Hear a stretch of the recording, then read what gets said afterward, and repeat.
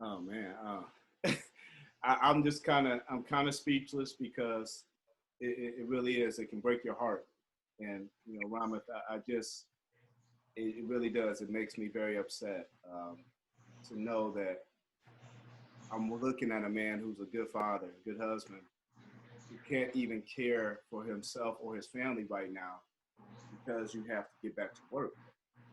And I'm really praying that we wake up very soon and realize the destruction that we're doing to the family, because your kids have already lost their mother. We don't need you getting sick again.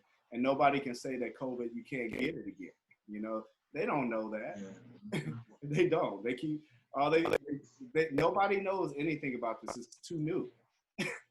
It's too new. Yeah. So I really am concerned. Just as they used to say when it first came out that, you know, under 50 or whatever age, you guys are pretty much safe. I'm looking at people dying left and right under 50 Mm-hmm. from COVID, complications of COVID, everything. So once again, they were wrong. Wrong. So Yeah. I don't trust a lot of things that are being told to me right now about how so safe things are. Um, what would you tell somebody if they came to you right now and said, Ron, you know, my wife, my husband, they just got diagnosed with COVID. Like, how would you? What advice would you give to them on how to really navigate through this?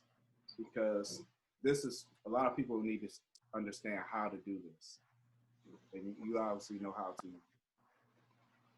Wow, that is a very, very hard and complex question. One thing is I don't know about tomorrow, so I will first try to explain to them that there's so much uncertainty in the fact that you have this disease and you really don't know how to deal with it. And medicine has not been created for this. So, what do you really do? I wouldn't want to be, I still want them to have hope, but I wouldn't want to give them false hope. You have to take care of yourself the best way possible. Maybe some herbs or some natural remedies, some forms of medicine. I don't know because, like, really, God is in control. And through my whole process, I would first let them know what I have experienced. And so I would want them to know that I understand to a degree because I have went through it.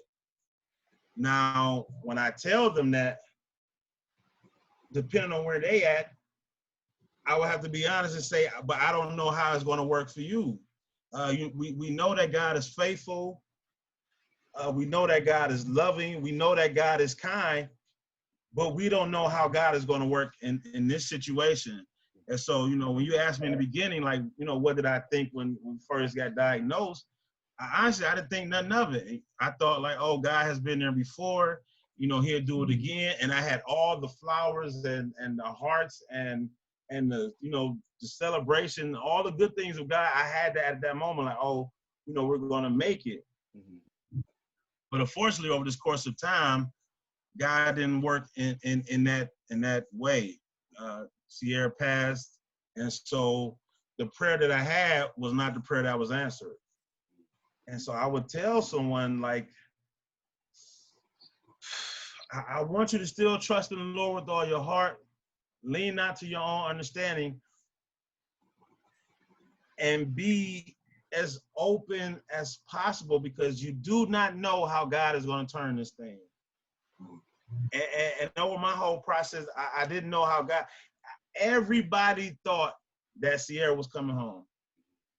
Even though it looked so bad and looked so dire, people wasn't able to handle it being as bad as it was because of who Sierra was and just the gift of the person that she was.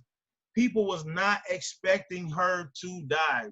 No one expected her to not be here with her husband. No one expected her not to deliver her two children, not not to be with her sons and then deliver her next child. No one expecting that this beautiful, lovely, vibrant, sweet, caring, all those things that a woman, loved everybody, would try to help everybody. Nobody expecting that she was going to die. I didn't even expect it. And so I would have to be honest with people and let them know that there is a chance that it might not work out in your favor. And I'm not saying that to be insensitive, but I'm just saying it to be, reality is we don't get everything we want. We're not supposed to have it in this life. That's why Christ died, and he went to prepare a place for us to have everything. We're not going to have it in this life. And so I would let them know that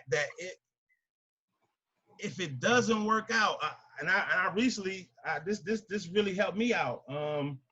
Corinthians, I think 2 Corinthians 12:9 said, and he said to me, my grace is sufficient.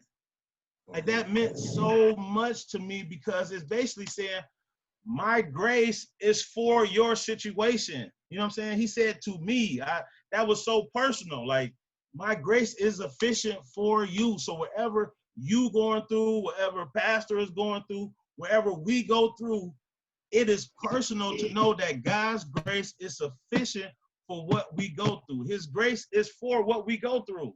Now, at the time when I heard that, I felt so good, because I was waiting on something from the Lord, like, yo, like, what's going on? I mean, I know you there, and I know you know what I'm going through, but I need to hear something from you, because I'm kind of not, I ain't feeling you right now. I love you, and I'm thankful for you, and I know who you are, and I don't know all the things you consist of, because, his ways are not my ways, and, his understanding not my understanding, so I can't understand him fully, but I'm saying I was under, like, oh, I know who God is a little bit, you know what I'm saying? But after this, I was like, whoa, hold on. Like, well, I still know, because he delivered me so many things before. And so I still thought that I had that same deliverance. Like, oh no, he gonna deliver us again. Like, we got the COVID. Oh, well, yeah, we'll let him know. Like, we good, blah, blah, blah. This, I'm like, oh yeah.